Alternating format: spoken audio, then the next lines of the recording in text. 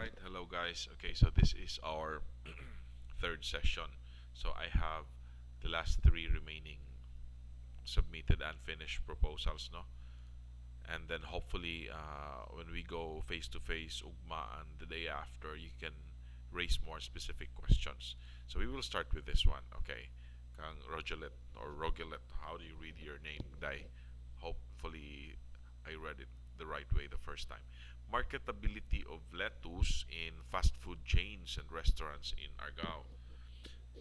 That's good. So you wrote all your names, no? So ani buhata ha for the rest of the groups, please write your names sa ato ang kuan, sa ato ang template. And sila ni Rogelet here are actually using the template, no? Major in agricultural economics, that's good. Marketability of lettuce. Now, I cannot comment yet on to the title. I have to see the whole thing first. Okay?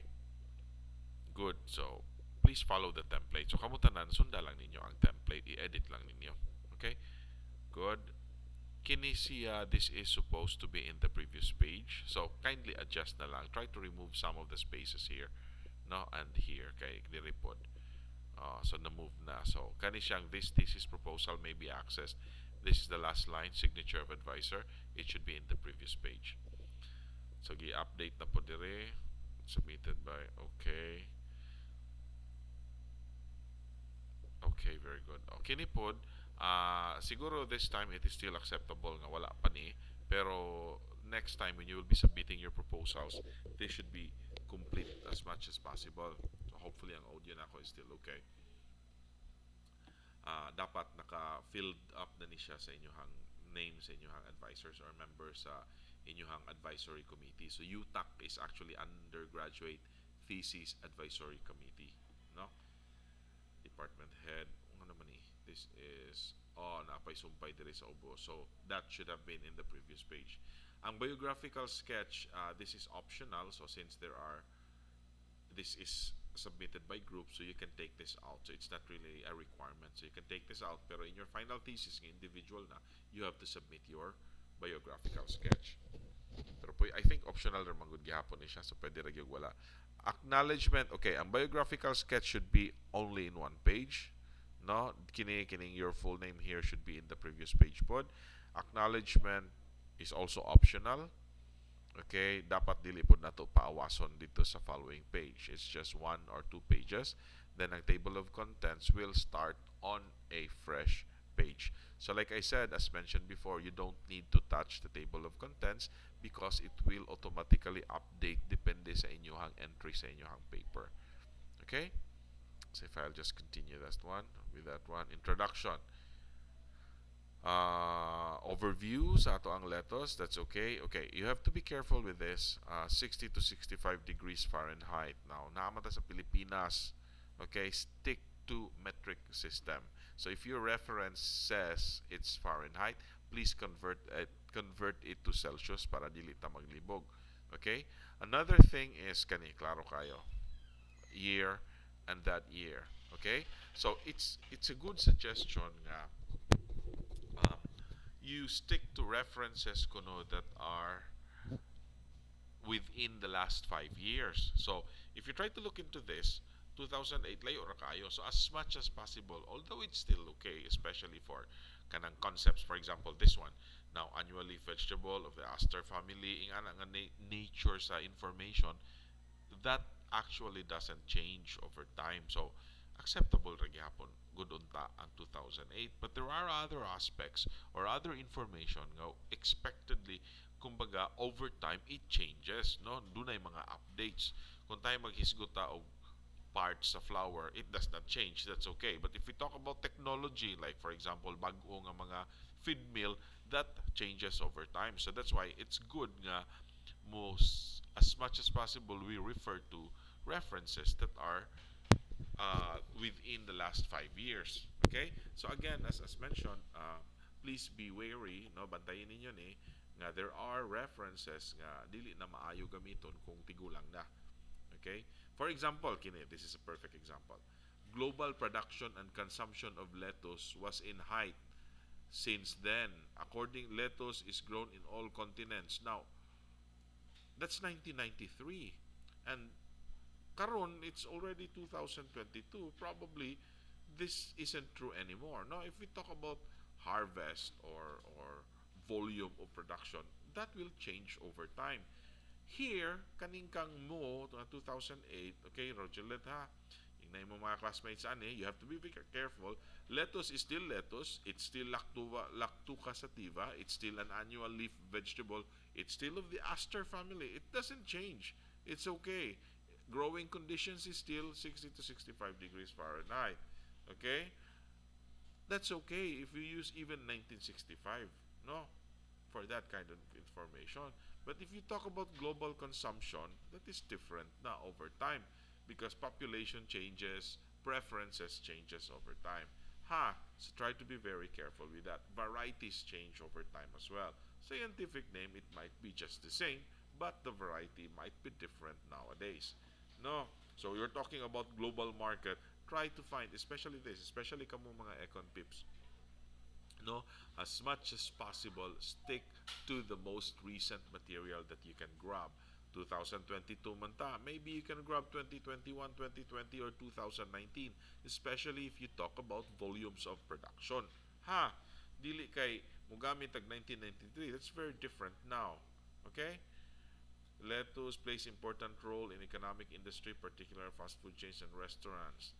2020, that's okay. Lettuce is an essential crop for California's economy with about now. Okay, here's another one. Uh, Siguro it's okay to talk about general things sa first few paragraphs sa imuhang introduction. But later on, particularly kaning study nga you're talking about acceptability, marketability of lettuce in Argao fast food chains.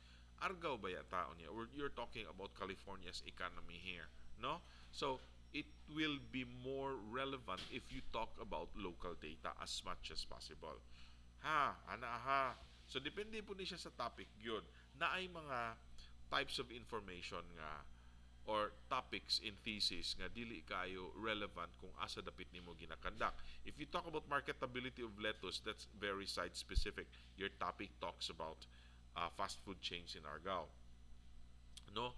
And then maghiskot ka California, medyo layo na. But if you talk about, say for example, feed additive that might improve the performance of native chicken, it doesn't matter kung asa dapit lugaran na siya. Kaya we're just talking about the feed additive. So try to be very careful on that, guys. So bantayin na ninyo.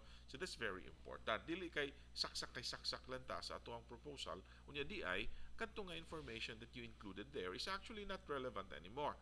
So be very careful on that. No, share global production. So generally for introductions, not just in econ related studies, you start looking at the big picture and then you narrow down kung unsa ang specific area ang imuhang study. Increase purchasing pain and restaurants are adding surcharges. Okay, so not very relevant if you talk about California and others, pero your topic is actually more specific sa Argao case. It would be good if you can talk about references nga maybe Cebu City kanang dool lang nga mao rata similar ang consumer behavior unlike dito sa California. Okay, significance of the study. Okay, kani siya the study's findings will redound to society's benefit, considering that lettuce plays a vital role in the economy today, thus marketability as well as one. Okay, ang kaning significance of the study, sometimes manggod, if you try to look at the work of kaning mga education pips, ing ani ilaha, gisgutan, no? Nganong significant man ang study, it's because maingon sila nga the results of the study can be used by students, the results of the study can be used by farmers, for example, the results of your study can be used by this. No, it's not that we are looking after the significance. Actually, it's still part of you can say actually ang significance of the study of importance maura gud na siya, dili gid na siya maglayo, no? uh, More on kumbaga you answer the question nga why is it important to study this, dili instead nga moingon ka nga this is important because it can be used ingana gani, not the other way around. Like you talk about it is important because this is a problem. Ingana, you know. For example, marketability of lettuce, may ka nga naanay mga lettuce growers and then sometimes mas spoil siya. So therefore, it's important that we know ug unsay behavior sa atong market, particularly ana nga certain nga locality. Ing ana ang ato ang pag-treat niya. Statement of the problem, what is therefore your problem? Wala man nimog indicate dire, still in progress. So atong i-mention na po din very similar na po gihapon sa ato ang what do you call this one? Kanang previous kanang apart. This one, significance of the study nga nganong problema man na. You answer the question, nganong problema man na. No? It is being studied because of this and that, no? Objectives of the study. Okay. Okay, di lang sana ako basahon ang details ha. In Argao, fast food chains. Now, it would be good no if you can define what's a fast food chain and a restaurant. Although the way I understand, fast food chains ka ng mga Jollibee, pas-pas ba, i-order ni mo na dayon mo na fast food nila tawag na. Di man tikaon nilang luto. Try to check. Ug unsa gyud ang definition. Maybe fast food chains and restaurants are the same, or just use maybe restaurants na lang kaya fast food chains are still restaurants, no? So try to be more specific. Determine the marketability state, okay, of lettuce from the sold lettuce in fast food chains and restaurants. Identify the factors that affects the marketability of lettuce in fast food chains. To be honest, no, I'm not very good with econ studies, but the way I understand the methods is typically um, you come up with a questionnaire with a set of questions. Unya gusto nato mo uncover og information nga gikan sa atong respondents. Typically, our respondents are maybe farmers, fisher folks. In this case, I'm not exactly sure ha. Pwede mong gunin nato og dili lang marketability sa fast food chains, or you look into general marketability of lettuce sa area, like mga tao or consumers, prospective consumers ang ato ang question nun. So doon na tayo set of questions, doon na tayo mga pangutana nga kung nakay og naibaligyan kag lettuce palit ba ka sa mga nga gani nga question, then pwede siguro nato patras ta, then atong ipahaom ang ato ang objectives base sa atong questions. Okay, and then please refer to more knowledgeable persons in relation to topics like this. So ako di kay ko daghan og mabutang ani kay si Mang bi akong field ag-eng bi akong dako, no? So pero mo na akong idea. So instead of do not attempt to be wordy. It doesn't make your work better.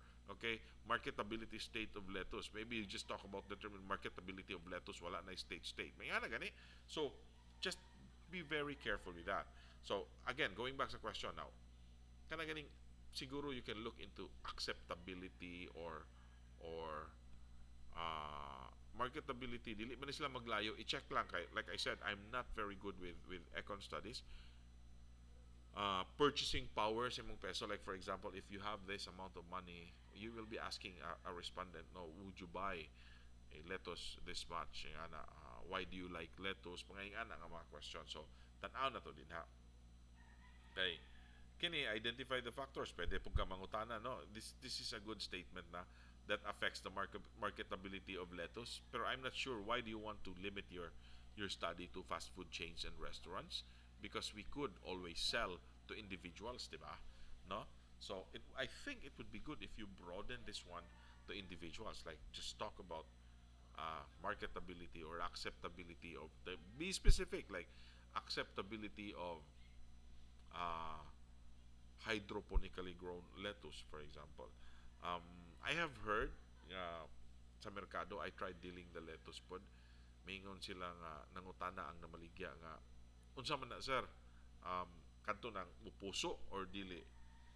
Akong gingnan pod nga kadtong dili siya ay di magud sila ganahan ana, ang gusto nila kadto mang mupuso kay pait. Maybe you can look into that, like, di ba, is the consumer willing to pay more on a hydroponically grown lettuce nga dili mo puso, dili ang kadtong mo puso, by the way, is ang iceberg type to siya, unya it's not pait. Okay, dili siya pait. The problem with the iceberg type ng lettuce is it does not thrive well in our conditions. So normally you can get the iceberg type from kanang mga bugnaw nga mga areas, elevated areas, for example, like in Mantalongon, Dalaget, or in Baguio, Bakaha. So in lowland Argao, for example, diri na to gigrow. I haven't tried, but maybe we can try siguro pohon, no, kung makaya ba. Pero based on my initial nga mga info or research, nga ang iceberg type nga lettuce does not thrive well. So atong improve ang at inyuhang objectives based on unsa exactly nga mga points ang gusto nato mahibawan. Like unsa may mga factors nga naka-affect sa marketability, i-restate nato siya din ha. Like does it have something to do with like purchasing power? Does it have something to do with preference and taste, di ba? Pwede nimo na ma-isolate individually. Okay? So, mo na work nga imuhang tan-awon day and with your group. So, wala pa ang uban. So, I think that's pretty much it this time. My internet right now is really slow. I hope nag-follow ka sa proper citation style. No? Let me see. Mag-iusap na ba ninyo? Ang ako pa ni nga original nga references dili pa ning inyo ha, please change this one, no. Sentinel products ako man ni sa ako pa ning study sa una, ako lang ning example ninyo. Okay, so use your own references na din hi. So at the start pa lang dapat nakalatag na ang inyong references. We will improve your title later on. Right now your title doesn't actually sound bad, no. Instead, pwede siguro ninyo himuon nga marketability of hydroponically grown lettuce in southern Cebu. Ano lang ato broaden gamay, dili lang kay Argao, dili lang kay fast food chains, and then you have respondents in probably starting in Karkar, Sibunga, Argao, down dito sa Uslob, no? So tanaw na to og unsa bay mga preference sa mga tao in relation to ing ani.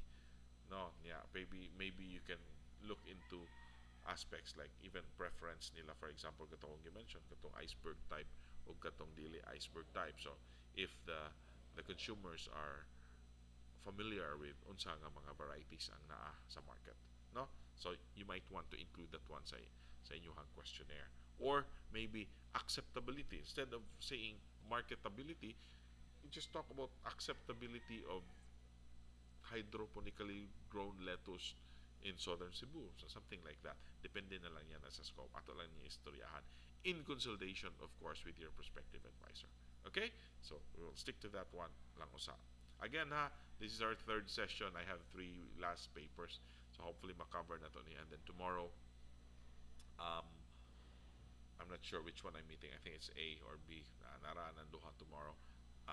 Hopefully you can be raising questions by then nga more specific related pod sa ako ang comments ug sa inyohang gi-start og usab karon nga time. Okay? Okay, next. Effects of commercial feeds to growing finishing pigs. Daghan kaayo naka single space luod kay tan-awon, no? Narabay gibutang ni Tudong Alpar. Unsa niya gibutang din I want to look at this one. First, wala siguro diri ang objective na to, if it's the same. The main objective of this study is to help the students determine the different circumstances that occur. Pariharan mo no? That occur when using 3 different. Parihara siguro ni. 3 different. Parihara siguro ni, I guess. So okay. The main objective of this study is to help the students determine. Okay, it's not about helping. Okay, dito na ka. Okay, to determine. Dito na ka. Regardless na kasi nag-conduct. The main objective of this study is to determine.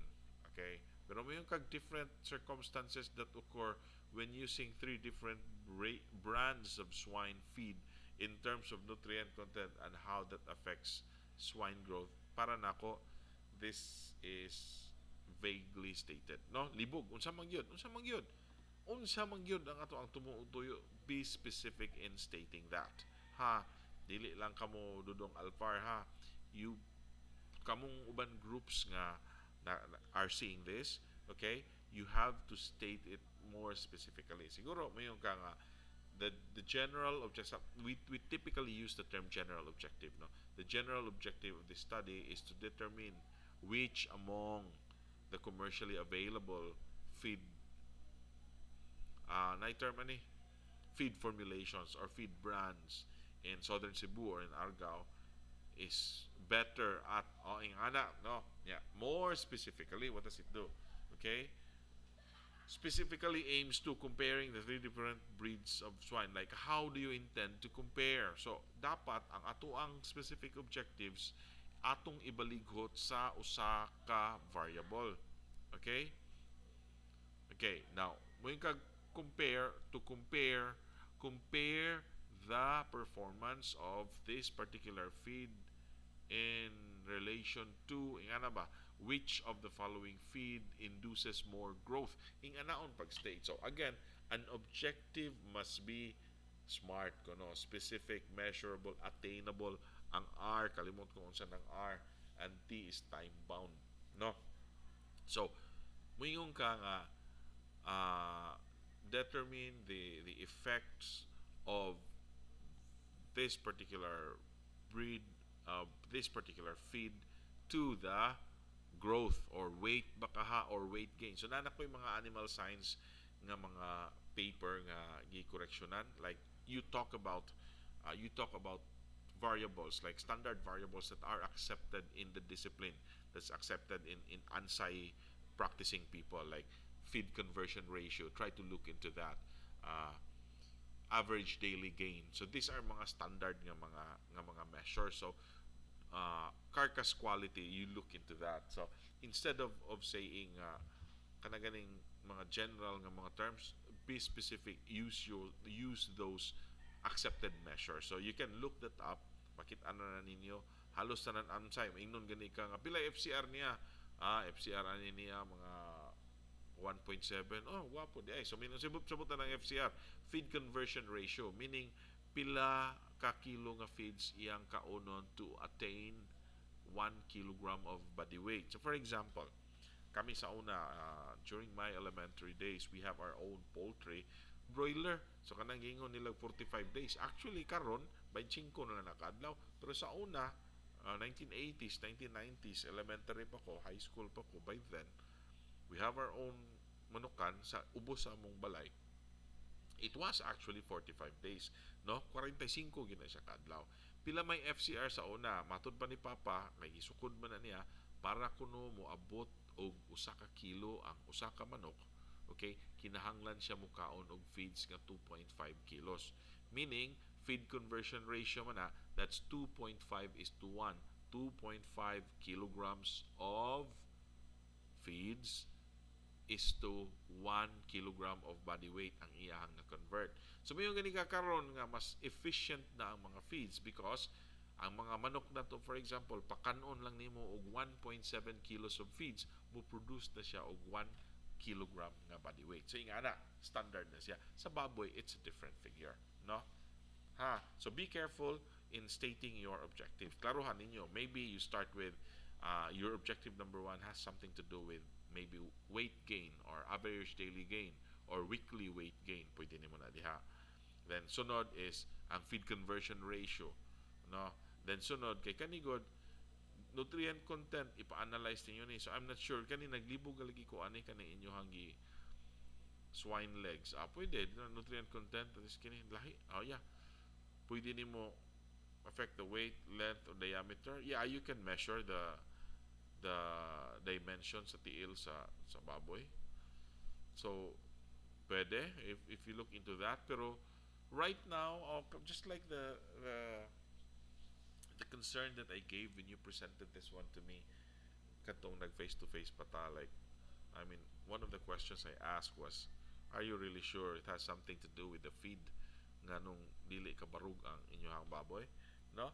So maybe mag-note na lang og observations. Kay typically, dili man ang maoy hinungdan ang kuan, ang feeds nganong nalumpo ato ang baboy. Dili man nato ma-pinpoint directly to that.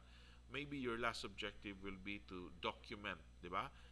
Any observable nga mga characteristics or behavioral change sa baboy in relation sa feed nga ilang gikaon. And that might include kanang being lumpo, no? So ayaw ingon ka, wa ta kabalugod nga mo ba hinungdan. So lisod kay buingon ta nga tsukdo na tong tiil. So obserbahan lang sa siguro nato. So ang main nga function sa feed is one para motubo, di ba? Mao gyud na siya mainly. So number one, you look into weight gain. Number two, feed conversion ratio. Number three, kadto na lang siguro mo observe mo og other characteristics nga nahitabo nga or observable nga naa sa baboy that might be related to sa iyahang food. Reference, not properly stated. Follow the proper citation style. Do na examples that I gave, no, sa inyo, ha? I haven't read everything yet, but let me see. Okay. Unya na ng title, ato na nang i-polish later on. Swine production in the Philippines is a 191 billion industry and is the largest among the livestock and poultry industries of the It ranks next to rice with 18.28 contribution. Unsang tuiga? 2015. Normally you put comma here, okay? Naagi ni siya comma dapat dire. Countries food security by providing 60% of total animal meat consumption. The Philippine swine industry is ranked 8th in terms of and so on. Yeah, that's a good start. Feed efficiency, siraw. Oh, tagsa ka paragraph. It doesn't mean bayaha nga usa ka paragraph, usa ka reference. Pero sometimes ug manapol ta we do that. Don't forget the commas, by the way. DOST, comma 2015, siraw, comma 2015. Represents the cumulative, kinif, with which the pig utilizes dietary nutrients for maintenance sa energy metabolic oxidation.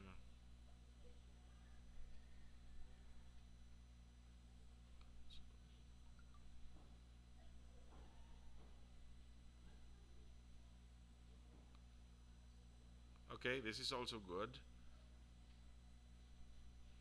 Okay, ayuhan lang ninyo baligot. Try to focus on this. Ang inyong mga statements sa inyong introduction are still too general pa. Okay? So try to focus on kana siyang try to focus on feed, the effects of the feed, ingana, and then look into the different feeds that's available sa ato ang locality. So ana lang sa i-improve ta na pa later. So kana lang sa akong nakita as of the moment. Okay? Finally, og nay questions inig face to face na lang. Finally, makabuhay leaf extract. It's good, yapil, pero I don't know kung nag-follow ba sa atong format. Probably wala. Okay, wala nag-follow. Nangano naka-single space. Supposed to be naka-double space ni following the template that I gave you before. Okay, makabuhay leaf. Tainospora rumpi. Wala mo kailangan. Saan yung makabuhay? Mao mo siguro ning kuan. Tainospora. Mao man siguro ning sa itong pait gani, Joy? Dili. Panyawan. Mao siguro ning panyawan.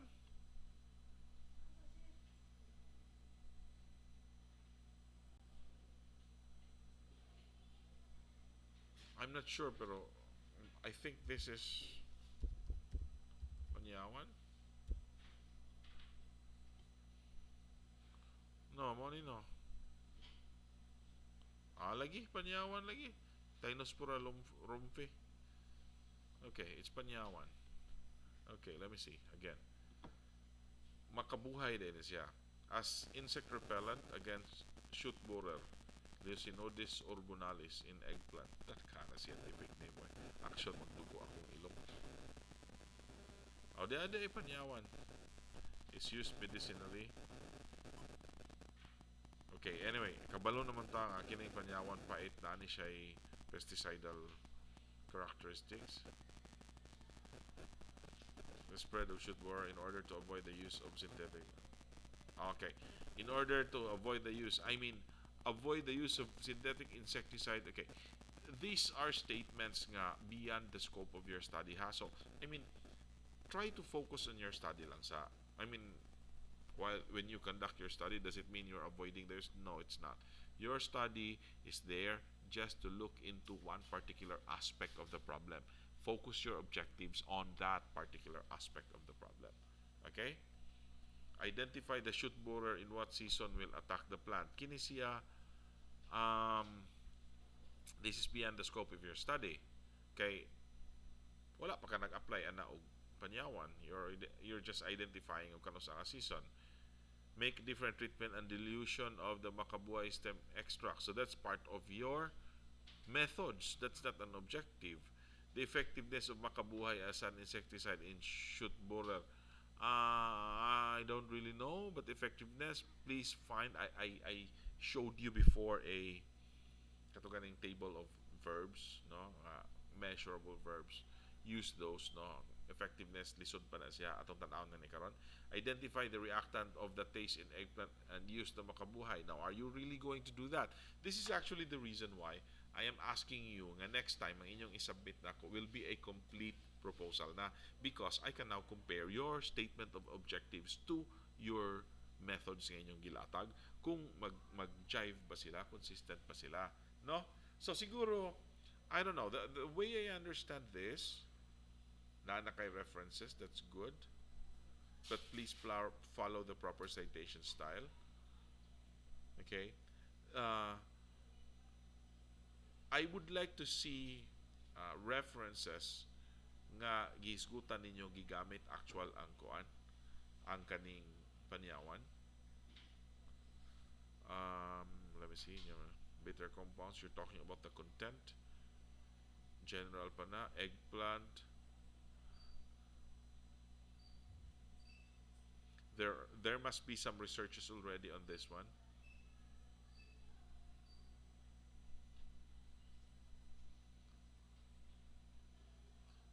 Shoot bore the best is. Okay, now pwede ra man gud ni siya og kuan kanang lab experiment lang ba? Instead of eggplant, I'm not sure about shoot borer, no. Pwede man ni nato i-lab experiment, like you may have seen the net cages outside, no, a similar setup to that nga. For example, you just put your shoot borers inside nets or inside containers, and then you treat it with makabuhay leaf extract. It doesn't mean baya gyud nga didto gyud mo sa tanom, mananom gyud mo eggplant niya didto ninyo applyan. Mananom mo eggplant somewhere outside perhaps, and then kuhaon, kolektahon ninyo ang pest, ibutang ninyo in a certain location, ya dito mo mag-apply og treatment. That way you can observe the pest og unsa gyud. So probably what you can do here is to determine, no, the kato, I had one suggestion on katong LD50, like unsa man nga dose katong, I think has something to do with tubli. You read more on LD50, try to determine what is the appropriate dose, lethal dose, no, para mapatay niya ang ing-ani kadaghana nga kuan, ing-ani kadaghana nga insect pest. So kana siguro, no, you focus on that. So the methods might look something very similar to the one that's working with the Diris SP, Diris elliptica, or tubli. Okay? So ang statement po sa objectives will slightly change na. This one, dili pa ni siya mao. We have to change this one. I'll guide you next time in our face-to-face. Okay? Ing ato, but you try to look into ang methods ug ang objectives nga mabalighot nato to a statement nga you want to know the lethal dose that can kill 50% of the population, no. Ang uban ani they are using actually kanang kuan, mga shrimp pagani aquarium ilang ana. So ang LD50 ug makapatay ba siya. So sa kuhol mas maayo to siya apply. Tan-aw na to pud ni og pwede ba ni siya for this kuan. Or atong spray, maybe you can use different concentrations, no. So to determine the effectiveness of makahiya on against ingana gani. So probably the variables that you are going to measure or to take note of are like you want to look into. One is tawag gani, let me think, kaning mortality, like pilay namatay. So it has to be your treatment or replication must have more than one shoot borers, maybe 5 or 10 shoot borers in one replication, so that you can compute og pila ka book namatay for that. Yeah, and then for that given treatment, and the treatments might be different concentrations. Like you start with tubig lang as your control, another control actual pesticide, then next will be your treatment ng this much lang lapsaw, then sunod medyo espiso na, then the third maybe more espiso pod. So try to look other references that may have looked or investigated into makabuhay or panyawan on other pests, for example, how it's prepared, and try to tap that one, or try to use the same methods para sa inyo, ha. Pero this time, yours is against shoot borer. Okay? So that's basically it this time. During our face-to-face, maybe tomorrow or the day after tomorrow, mahisgutan na to ni, I would like you to raise more specific questions, but or maybe you can also come up with your draft objectives, ang pag-unang objectives based on the comments that I gave here. Okay? So I think that's pretty much it. Again, this is the third part sa face-to-face atong daugon, and then by next year I expect you to submit to me a complete proposal, and then akong i-guide na napod mo usap ug unsay mga sayop ug unsay mga sakto, and then please share to the others pod ug unsay inyohang mga learning experiences aning inyohang work. All right, thank you very much, till next time.